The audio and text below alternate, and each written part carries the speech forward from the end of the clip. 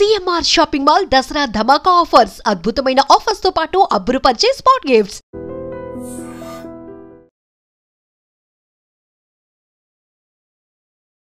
నమస్తే, welcome to I dream social spotlight with కవిత.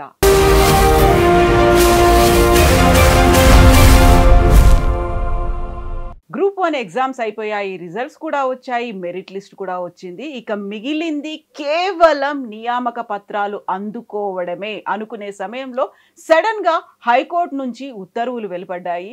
8 నెలల పాటు దాన్ని పోస్ట్పోన్ చేస్తున్నాము, మూల్యాంకనం జరగాల్సిందే, ఇప్పటిదాకా వచ్చినటువంటి మెరిట్ లిస్టును రద్దు చేస్తున్నామని. యాక్చువల్గా గ్రూప్ 1 ఎగ్జామ్ అనగానే ఎందుకని ఇది దశాబ్దాల తరబడి కొనసాగుతూ వస్తుంది. ప్రతిసారి కేసులు కోర్టు దాకా వెళ్తున్నారు. ఎట్ ద సేమ్ టైం పోస్ట్పోన్మెంట్లు, పెండింగ్లు, ఆ తర్వాత క్యాన్సిలేషన్లు. ఇప్పుడు ఏం జరగబోతోంది? మనతో పాటుగా ఉన్నారు హైకోర్టు అడ్వకేట్ సుబ్బు గారు. నమస్కారం అండి. నమస్కారం. సో మనం గ్రూప్ 1 గురించి గతంలో మాట్లాడుకున్నాము. అప్పుడు ప్రిలిమ్స్ కాదు, మెయిన్స్ ఎగ్జామ్ అవుతున్నాయి. ప్రిలిమ్స్ అయిపోయి మెయిన్స్ ఎగ్జామ్స్ అవుతున్నాయి. అప్పుడు జీవో నెంబర్ 29 అనే గొడవ అవుతుంది, జీవో నెంబర్ 55 ఉంది, రూల్ ఆఫ్ రిజర్వేషన్స్ అనేవి ఉన్నాయి. ఇవన్నీ అయిపోయాయి. ఫైనల్గా ఎగ్జామ్స్ అయిపోయాయి, రిజల్ట్స్ వచ్చాయి. ఆ తర్వాత ఒక మెరిట్ లిస్ట్ కూడా బయటకు వచ్చింది, సర్టిఫికేట్ వెరిఫికేషన్ అన్నీ అయిపోయాయి. They are just waiting for ఒక నియామక పత్రం వస్తుందని, అపాయింట్మెంట్ వస్తుంది, మాకు ఏదో ఒక పోస్టింగ్ వస్తుంది. ఏం జరుగుతోంది అసలు? మొట్టమొదటిగా మనం ఈ విషయం గురించి మాట్లాడుకోవాలంటే, గత దశాబ్ద కాలం దాటిపోయినప్పటికీ కూడా ఈ గ్రూప్ అంటే రాష్ట్ర స్థాయిలో ఉన్నటువంటి ఉన్నత స్థాయి పదవులకి ఏదైతే ఈ ఉద్యోగ నోటిఫికేషన్ ఏదైతే ఉందో అదంతా కూడా జరిగినప్పటికీ కూడా ఎవరైతే ఆశావాహులు ఉన్నారో వాళ్ళకి ఇది ఈ గ్రూప్ 1 అందని ద్రాక్షలాగానే మిగిలిపోతుంది. మీరు చూసుకున్నట్లయితే గతంలో కూడా గత ప్రభుత్వాలు కూడా మనం బీఆర్ఎస్ ప్రభుత్వం చూసుకున్నట్లయితే వాళ్ళ ఆ 10 సంవత్సరాల పదవీ కాలంలో అసలు ఆ ఊసే ఎత్తలేదు. ఎండ్ ఆఫ్ ద టైంలో వాళ్ళు చేసినప్పటికీ కూడా పేపర్ లీకేజ్ చేయడం కానివ్వండి, అక్కడ చాలా అవకతవకలు జరగడం కానివ్వండి, బయోమెట్రిక్ వేయకపోవడం కానివ్వండి, సేమ్ ఈ సినారియోలో ఏదైతే జరిగిందో అప్పుడు కూడా చాలామంది ఎగ్జామ్ రాయని వ్యక్తులకి కూడా నియామక పత్రాలు అంటే వాళ్ళు క్వాలిఫై అయినట్టు చూడటం జరిగింది. అంటే ఎంటైర్ చూసుకున్నట్లయితే ఏ ప్రభుత్వం మారినప్పటికీ కూడా ఇంకా ఆశావాహులుగా అన్యాయానికి గురవుతున్న వాళ్ళు ఎవరైనా ఉన్నారంటే వాళ్ళు విద్యార్థులు. గ్రూప్ 2 ఎవరైతే గ్రూప్ 1 ఎవరైతే ఆశావాహులు ఉన్నారో వాళ్ళకు మాత్రం ఇది ఒక అందని ద్రాక్ష పండే కాకోకుండా ప్రభుత్వాలమైన తీవ్రమైనటువంటి ఏమంటారు భావజాలం పెరిగిపోయేటటువంటి వ్యతిరేకత, తీవ్రమైన భావజాలం పెరిగిపోయేటటువంటి ఒక కార్యక్రమం.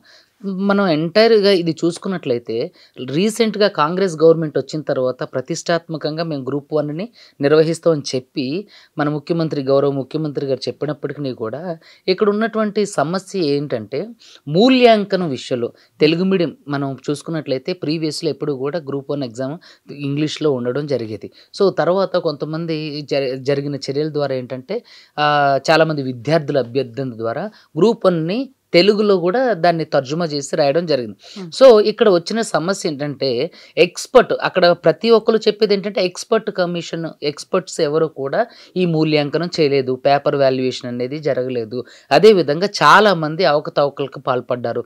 అదేవిధంగా ఉన్నత స్థాయి అధికారులు అంటే మంత్రి స్థాయి అధికారులు వాళ్ళకి సంబంధించినటువంటి కొంతమంది వ్యక్తులకి పేపర్ లీకేజ్ చేశారనడం, అదేవిధంగా బయోమెట్రిక్ టైంలో చాలామందికి బయోమెట్రిక్ తీసుకోలేదని, అదేవిధంగా ఒకే రూమ్లో చాలామంది అర్హత సాధించడం అనేది ఇక్కడ విద్యార్థులు మెదులుకున్నటువంటి ప్రశ్నలే కాదు చాలా వరకు నిజాలు. సో ఈ విషయం అయ్యి గ్రూప్ 1 నోటిఫికేషన్ రిలీజ్ అయింది, దాంట్లో ఎగ్జామ్స్ రాశారు.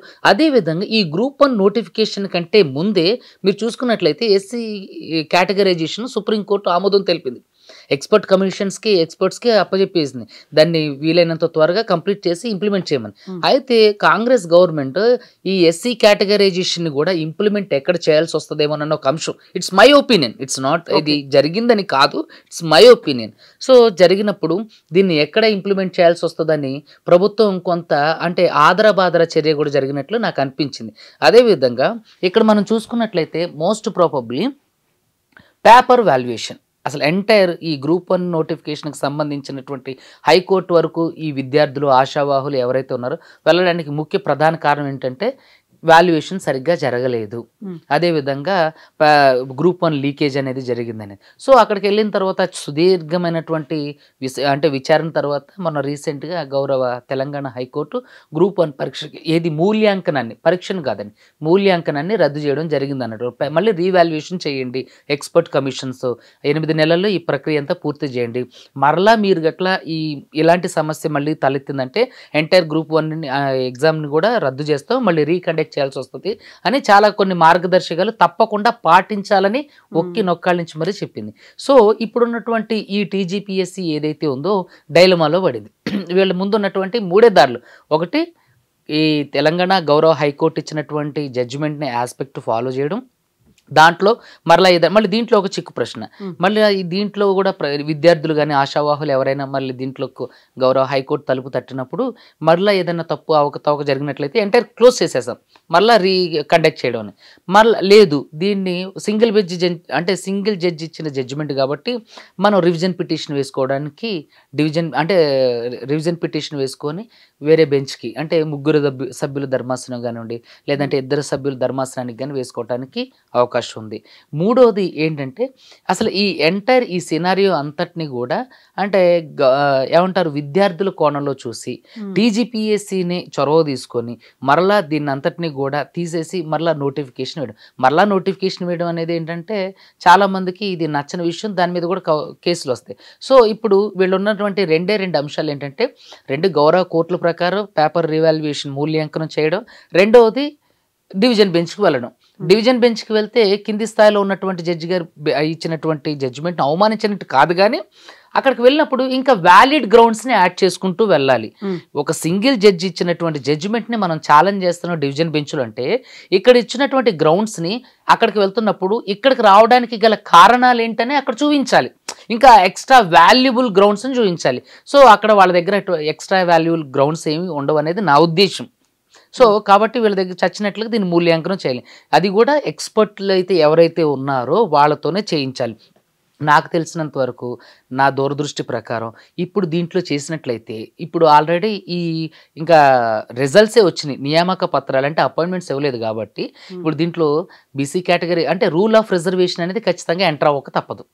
సో ఈ rule of reservation SC ST reservation అంటే ఎస్సీలో ఏబిసిడి వర్గీకరణకు సంబంధించినటువంటి రిజర్వేషన్ యాడ్ అవ్వాలి, అదేవిధంగా బీసీకి సంబంధించినటువంటి రిజర్వేషన్ యాడ్ కావాలి. తర్వాత ఎస్టీ నుంచి కూడా సుప్రీంకోర్టు ఇచ్చినటువంటి జడ్జిమెంట్ ఏంటంటే ఎస్టీల్లో కూడా రిజర్వేషన్ అనేది వాళ్ళ క్యాస్ట్ని బట్టి అంటే సెపరేట్ చేయండి అని చేసి.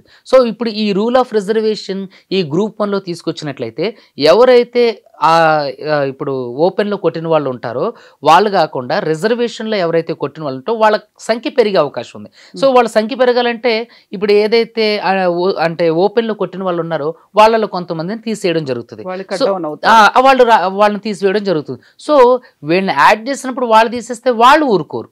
సో వాళ్ళని తీసేయకోకుండా వీళ్ళని పెట్టుకోకుండా రూల్ ఆఫ్ రిజర్వేషన్ అనేది దీంట్లో వర్తించదు. సో ఇక్కడ రూల్ ఆఫ్ రిజర్వేషన్ రాకపోవడానికి నాకు తెలిసినంత వరకు 40% అవకాశం ఉంది, దాన్ని రూల్ ఆఫ్ రిజర్వేషన్ అటాచ్ చేయడానికి 60% అవకాశం ఉంది.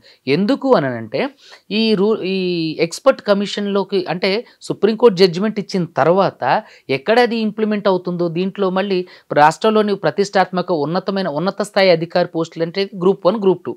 సో దీంట్లో ఎస్సీ ఎస్టీ బీసీ మైనారిటీలు ఎక్కువ మంది ఉండడం అనేది చాలా గవర్నమెంట్లకి నచ్చని అంశం. నిజమండి, ఇట్స్ డామ్ షూర్, ఇది ట్రూత్, ఇది జగమెరిగిన సత్యం. నేను ఎప్పుడు కూడా దేనిని కూడా దాచాలి అనేది నా ఉద్దేశం కాదు. ఇప్పుడు జనంలో మనం ఒక వర్డ్ చేస్తానంటే ఒక పబ్లిక్ డొమైన్లో ఒక వర్డ్ మనం మాట్లాడుతానంటే ఖచ్చితంగా రేపు దానికి మనం జవాబుదారీతనంగా కూడా ఉండాలి. సో ఖచ్చితంగా నేను దీనికి జవాబుదారీతనంగా అంటే చేయడానికి కూడా నేను రెడీగా ఉన్నా. ఎందుకంటే ఏ గవర్నమెంట్లు అయినప్పటికీ కూడా ఎప్పుడైనా చూడండి అంటే ఎస్సీ ఎస్టీ బీసీ మైనారిటీలకు సంబంధించిన వాళ్ళని ఉన్నత స్థాయి అధికారులుగా చూడడానికి ఇష్టపడదు. ఎందుకంటే ఆయా గవర్నమెంట్లు ఎప్పుడు కూడా అంటే ఏమంటారు హైయర్ క్యాస్ట్ వాళ్ళు మాత్రమే పరిపాలిస్తుంటారు, వాళ్ళ కింద ఉన్న వాళ్ళని కూడా మీరు హైయర్ క్యాస్ట్ వాళ్ళని హైర్ చేసుకోవాలని చూస్తుంటారు. మీరు చూసుకున్నట్లయితే తెలంగాణ గవర్నమెంట్ ఏర్పడిన తర్వాత చాలా కమిషన్స్కి మీరు చూసుకున్నట్లయితే రెడ్డిసే కమిషన్ చైర్మన్లుగా కానివ్వండి, పెద్ద పెద్ద పోస్టులలో కానివ్వండి, మీరు చూసుకున్నట్లయితే వాళ్ళే ఉన్నారు. సో ఇక్కడ ఏంటంటే ఇది యాదృచ్ఛికంగా జరిగిందానంటే ఇప్పుడు నామినేటెడ్ పోస్ట్ లో ఇంకోటో అంటే అక్కడ రాజకీయంగా వాళ్ళ అవసరాలు ఉండొచ్చు, ఇక్కడేమో మొత్తం అంతా డ్యూ కోర్సును, ఆ ప్రాసెస్ ని, ప్రొసీజర్స్ ని అన్ని ఫాలో అయ్యి వచ్చిన తర్వాత ఉన్నటువంటి రాజ్యాంగం కావచ్చు, ఇచ్చినటువంటి నోటిఫికేషన్, ఇవన్నీ బేస్ చేసుకుని మీరు చూసుకున్నట్లయితే మేడం, మనం విషయానికి వద్దాం. ఇప్పుడు మీరు చూసుకున్నట్లయితే ఈ గ్రూప్ 1 లో సంబంధించినటువంటి ఎస్సీ ఎస్టీ క్యాండిడేట్ని, ఓబీసీ క్యాండిడేట్ని మనం తీసుకుందాం. ఓసీ క్యాండిడేట్ చూస్తే వీళ్ళు చాలా తక్కువ మంది ఉంటారు. ఏదైతే రిజర్వేషన్ ఇప్పుడు రూల్ ఆఫ్ రిజర్వేషన్ ఎంటర్ కాకముందు ఉన్నటువంటి రిజర్వేషన్లో ఉన్నవాళ్ళు మాత్రం ఉంటారు. మిగతా వాళ్ళు అంటే అప్పర్ క్యాస్ట్ కానివ్వండి, అంటే ఓసీలు కానివ్వండి, అదేవిధంగా బీసీలో కొంతమంది, ఓసీలు చాలా మంది ఉన్నారు. మీరు చూసుకున్నట్లయితే రిజర్వేషన్ పరంగా చూసినా సరే ఇక్కడ వీళ్ళకి అన్యాయమే జరిగింది. చాలా మంది అంటే ఇక్కడ క్యాస్ట్ బేస్డ్ అనేది నా ఉద్దేశం కాదు, కానీ మనం అంటే విషయాన్ని విశ్లేషించేటప్పుడు జరిగిన నిజాన్ని చెప్పాలి కాబట్టి చెప్తున్నాం. సో ఇప్పటిదాకా ఆ పర్సెప్షన్ అనేది అలా ఉంది, అలానే ఉంది, అలానే భవిష్యత్తులో కూడా ఉండబోతుంది. ఈ రూల్ ఆఫ్ రిజర్వేషన్ అనేది దాంట్లో పర్ఫెక్ట్ గా ఇంప్లిమెంట్ కానంత వరకు చూడండి. ఒక గ్రూప్ 1 స్థాయి ఎగ్జామ్కి సంబంధించినటువంటి ఒక పేపర్ లీకేజ్ అనేది ఎంత పెద్ద స్కామ్. దాంట్లో ప్రభుత్వం యొక్క ముఖ్యమైనటువంటి అధికారులు హస్తలేకపోతే అది లీక్ అవుతుందా? నేను క్వశ్చన్ కి ఆన్సర్ చేయండి ప్లీజ్. సో అక్కడ వాళ్ళ అనుచరులు ఉన్నారు, అనుచరులు కాదు, వాళ్ళే ఈ కీ రోల్ పోషిస్తున్నటువంటి మెయిన్ మెంబర్లే అలా చేశారు. సో ఇదంతా టాపిక్ డైవర్ట్ అవుతుంది కాబట్టి మనం టాపిక్ లోకి వస్తే ఇక్కడ ఏంటంటే ఈ రూల్ ఆఫ్ రిజర్వేషన్ అనేది పక్కకు పెడితే ఇప్పుడు ఈ ఏదైతే జడ్జిమెంట్ ఉందో ఈ జడ్జిమెంట్ కి సంబంధించినంత వరకు కూడా నాకు తెలిసి ఇది భవిష్యత్తులో మరలా మూల్యాంకనం చేస్తారు. దాంట్లో అవకతవకలు జరగడానికి అవకాశం ఉంది. ఇది ఖచ్చితంగా మళ్ళీ రద్దయి మళ్ళీ రీకండక్ట్ చేయడానికి నోటిఫికేషన్ వస్తుంది అనేది నా అభిప్రాయం. ఇదే నిజం. ఏంటంటే ఇక్కడ ఇప్పుడు జరిగే ఈ నియామక పత్రాలు ఏదైతే అపాయింట్మెంట్స్ ఏవైతే ఉన్నాయో ఈ మూల్యాంకనం జరగడం మీద ఆధారపడి ఉంది. సో ఈ మూల్యాంకనం ఎంటైర్ జరిగే ఈ ప్రాసెస్లో ఖచ్చితంగా రూల్ ఆఫ్ రిజర్వేషన్ రావాలి. వస్తే ఇప్పుడు వీళ్ళు ఎవరైతే ప్రభుత్వ పెద్దలు ఉన్నారో, నిర్వహించినటువంటి వాళ్ళు, లేదంటే ఎవరైతే సెలెక్ట్ అయిన వాళ్ళు ఉన్నారో వాళ్ళకి వీళ్ళకి మధ్య మళ్ళీ వైరుధ్యం స్టార్ట్ అవుతుంది. సో ఈ అంశం మళ్ళీ గౌరవ హైకోర్టుకు వెళ్ళడం జరుగుతుంది. నాకు తెలిసినంత వరకు రిజర్వేషన్కి ముందు ఈ గ్రూప్ 1 వచ్చింది కాబట్టి most probably rule of reservation అనేది కొంతవరకు అంటే ఎక్కువ శాతం అప్లికేబుల్ కాకుండా ఉండడానికి అవకాశం ఉన్నదనేది నా అభిప్రాయం. సో ఎంటైర్గా నాకు చూసినంత వరకు ఈ సినారియోలో కోర్టులు బాగానే ఉంటాయి, రాజకీయ నాయకులు బాగానే ఉంటారు. ఈ గ్రూప్ 1 అభ్యర్థులు మాత్రమే దీంట్లో మరలా నష్టపోతారు. ఖచ్చితంగా ఈ మూల్యాంకనం చేయడంలో మరలా ఏదో ఒక చిన్న మిస్టేక్ అనేది జరగడం జరుగుతుంది. హైకోర్టు ఇచ్చినటువంటి జడ్జిమెంట్ ప్రకారం అంటే ఆర్డర్స్ ప్రకారం మరలా దీంట్లో మూల్యాంకనం చేయడంలో ఏదైనా చిన్న మిస్టేక్ జరిగితే దీన్ని క్లోజ్ చేసి మళ్ళీ రీకండక్ట్ చేయడానికి ఆర్డర్ వేస్తామని సో మరలా రీకండక్ట్ చేయడానికే ఆర్డర్ వేయడానికి అవకాశం ఉంది. ఇప్పుడు ఒకవేళ దీంట్లో ఎక్స్పర్ట్ కమిటీలు ఒకవేళ మెంబర్స్గా దాంట్లో ఉండి దాన్ని వాల్యుయేషన్ చేయాలన్నా చాలా వరకు కొన్ని 2-3 బిట్స్ ఏవో తప్పు ఉన్నాయి అనేది జరిగింది. తర్వాత ఇక్కడ చాలా మంది రాసిన వాళ్ళు ఒకళ్ళు, అటెండ్ అయిన వాళ్ళు ఒకళ్ళు ఉన్నారనే అపవాదం ఉంది. ఈ ప్రిలిమ్స్లో ఒక హాల్ టికెట్, మెయిన్స్లో ఒక హాల్ టికెట్ అనే ఒక అభ్యంతరాలు ఉన్నాయి. అదేవిధంగా బయోమెట్రిక్ విషయంలో చాలా వరకు అభ్యంతరాలు ఉన్నాయి. తర్వాత లీకేజ్ విషయంలో చాలా అభ్యంతరాలు ఉన్నాయి. సో ఇవన్నిటిని బేస్ చేసుకొని అసలైన అర్హుడికి ఇక్కడ జాబ్ అనేది ఒకవేళ వచ్చినా రాదు అనేది నా బలమైన నమ్మకం. సో ఇప్పుడు ఆల్మోస్ట్ 14 ఏళ్ళుగా 2011 నుంచి అదలా కొనసాగుతున్నటువంటి ఒక ప్రక్రియ ఎడతెగకుండా కొనసాగుతూ వస్తోంది. మధ్యలో ఒకసారి 503 పోస్టులు అనుకున్నారు, ఆ తర్వాత మళ్ళీ 63 అయింది. ఆ తర్వాత ఇప్పుడు మళ్ళీ మీరు చెప్పినట్టుగా ఎస్సీ ఎస్టీ వర్గీకరణతో పాటుగా 42% రిజర్వేషన్లు అనుకుంటే మళ్ళీ ఒక 8 నెలల కాలం పొడిగిస్తున్నారు అనుకుంటే అక్కడ ఒక నిరుత్సాహం ఉంది. అట్ ద సేమ్ టైం మళ్ళీ సరికొత్తగా కొన్ని పోస్టులు యాడ్ అవుతాయేమో, ఎందుకంటే వేకెన్సీ ఉన్నటువంటి పోస్టుల సంఖ్య పెరుగుతుంది. యాడ్ చేయడానికి లేదండి, ఏదైతే గతంలో కూడా అయింది అదే. కానీ ఇప్పుడున్నటువంటి ఈ స్పెషల్ ఇప్పుడు రీవాల్యుయేషన్ నోటిఫికేషన్ లేదు. నేను అనేది ఒకవేళ రద్దయింది అనుకోండి, మళ్ళీ అది వస్తుంది అనుకుంటే ఒక రకమైన నిరుత్సాహం ఒకవైపు కనిపిస్తుంటే, ఇంకోవైపు సర్లే ఇంకొన్ని పోస్టులు పెరిగాయి కదా అనుకుంటే మళ్ళీ కాంపిటీషన్ అదే ఉంటుంది. అట్ ద సేమ్ టైం ఈసారి ఎలా జరుగుతుందో అనేటువంటి ఒక అనుమానం. ఇవన్నీ పక్కన పెడితే అంటే జీవితం లాస్ అవుతుంది ఎవరిది, సర్వీస్ లాస్ అవుతుంది ఎవరిది, తర్వాత ఎఫర్ట్స్ లాస్ అవుతుంది ఎవరిది, ఖచ్చితంగా అభ్యర్థులు అభ్యర్థులది. సో ఇది ఎంటైర్ న్యాయపరమైనటువంటి చిక్కులు ఉన్నప్పటికీ కూడా అదేవిధంగా వాళ్ళ ఎఫర్ట్స్ అన్నింటినీ పెడుతున్నారు. కానీ ఇక్కడ పాలకుల యొక్క నిర్లక్ష్యము, లేదంటే పాలకుల యొక్క స్వప్రయోజనం కోసం, పాలకుల యొక్క స్వార్థం కోసము ఇక్కడ చాలా మంది ఆశావాహులు, నిరుద్యోగులు, గ్రూప్ 1 అభ్యర్థుల జీవితమే నాశనం అవుతుంది. అందరూ బాగానే ఉన్నారు, వాళ్ళ జీతాలు వస్తున్నాయి. కానీ ఇలాంటివి ఒక ప్రతిష్టాత్మకమైనటువంటి రాష్ట్రానికి సంబంధించినటువంటి ఉన్నతమైనటువంటి అధికారులకు సంబంధించిన ప్రతిష్టాత్మకమైన జాబుల విషయంలో ఎందుకు ప్రభుత్వాలు నిర్లక్ష్య వైఖరి కానివ్వండి, ఈ పేపర్ లీకేజీలు కానివ్వండి, బయోమెట్రిక్ సమస్యలు కానివ్వండి, అభ్యర్థుల విషయంలో అవకతవకలు కానివ్వండి, ఎందుకు జరిగేంత నిర్లక్ష్యం చేస్తున్నారు అనేది నాకు ఇప్పటికీ కూడా అంటే నా మట్టి బోరకి అగమ్య గోచరంగా ఉంది. సో నాకు ఎందుకు ఇలాంటి చిన్న మనం చూసుకున్నట్లయితే ఏదో మన కోర్టు జాబుల్లో కానివ్వండి, లేదంటే చిన్న ఎన్టీపీసీఎల్ కానివ్వండి, ఇలాంటి జాబుల్లో జరగని అంటే పెద్ద పెద్ద తప్పులు ఎస్పెషల్లీ ఈ group 1 group 2, especially group 1 group 2 ఈ గ్రూప్ 1లోనే ఎందుకు జరుగుతున్నాయి మీరు అబ్జర్వ్ చేశారా? అందులో ఇక్కడ ఉన్నటువంటి అధికారులు కావచ్చు, ఉన్నటువంటి చైర్మన్లు కూడా మామూలు సాధారణమైనటువంటి వ్యక్తులు కాదు, అపారమైనటువంటి నాలెడ్జ్ సభ్యులు కూడా కాదు. అందులోనూ ప్రెషర్ అనేది చాలా అన్ని వైపుల నుంచి వస్తోంది అనుకుంటారా? అస్మదీయులు అనే వాళ్ళకి అగ్రతాంబూలం ఇవ్వాలనేది ఉంటుందా? ఏంటి అసలు 100% మీరు అన్నదే కరెక్ట్. అగ్రతాంబూలం ఎప్పుడు కూడా వారికే అందుతుంది. ఇక్కడ ఉన్నవాళ్ళు ఎవరైతే ఇప్పుడు మీరు కూడా చూసుకున్నట్లయితే ఇప్పుడు ఉన్నటువంటి గ్రూప్ 1 జాబ్లో ఎవరైతే ఎన్నిక కాబడినటువంటి ఎస్సీ ఎస్టీలు ఉన్నారో వాళ్ళు కూడా వాళ్ళ పరిధికి మించి ఏంటి రిజర్వేషన్కి మించిన మార్కులు ఉన్న వాళ్ళని తీసేసే అవకాశం లేకపోతే ఇచ్చారనేది నా ఉద్దేశం.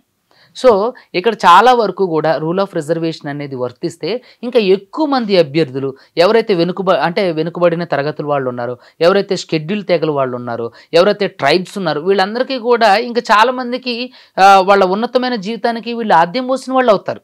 సో కాబట్టి ఎప్పుడైనా సరే ఇలాంటి ఉన్నత స్థాయి ఉద్యోగాల నియామకాలు జరిగేటప్పుడు చాలా జాగ్రత్తగా చిత్తశుద్ధితో చేయడం అనేది మంచి పద్ధతి. ఎందుకంటే మీరు అది టీజీపీఎస్సీకి అదేమి చిన్న విషయం ఏం కాదు, చాలా ఈజీ అయిన విషయమే. చూడండి, ఒక మార్గదర్శకాలు జారీ చేసినప్పుడు వాటిని అనుసరించి చేయడం అనేది చాలా ఈజీ.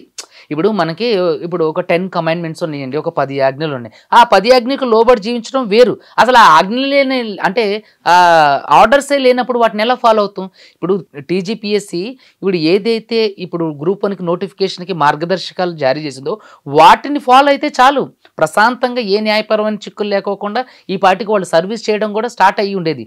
ఇలా అంటే ఇక్కడ వీళ్ళు ఏం చేస్తున్నారంటే వీళ్ళు ఒక పర్టికులర్ ఆజ్ఞలు లేదంటే ఏదైతే ఇన్స్ట్రక్షన్స్ ఇచ్చారో, గైడ్ లైన్స్ ఇచ్చారో వాటిని చాలా వరకు తొంగలో తొక్కబట్టే కదా ఇలాంటి న్యాయపరమైనటువంటి చిక్కులు వచ్చి అభ్యర్థుల యొక్క జీవితాలు ఇంకా అక్కడే అట్టడుగున ఉండిపోవడానికి కారణం. చూడండి, 8 నెలలు అంటే ఒకరి జీవితం అయ్యి ఉండొచ్చు. మీరు చూసుకున్నట్లయితే ఆంధ్రాలో రీసెంట్గా వచ్చింది 26 ఇయర్స్ తర్వాత ఒక ఆయన టీచర్ జాబ్ కోసం కేసు ఫైల్ చేస్తే 26 ఇయర్స్ తర్వాత వచ్చింది. ఆయన పొలాలు మోసుకుంటూ సైకిల్ మీద వస్తుంటే ఈ ఆర్డర్ కాపీ తీసుకెళ్ళి అయ్యా నీకు టీచర్ పోస్ట్ వచ్చింది, అయ్యా నాకు ఇప్పుడు 54 ఏళ్ళు, ఇంకా నేను రిటైర్ అవ్వడానికి నాకు 3 సంవత్సరాలే ఉంది, ఇప్పుడు నేను టీచర్ పోస్ట్ తీసుకొని ఏం చేయాలి అని అడిగిండు. అంటే సమయానికి అందని న్యాయం కూడా అన్యాయంతో సమానం.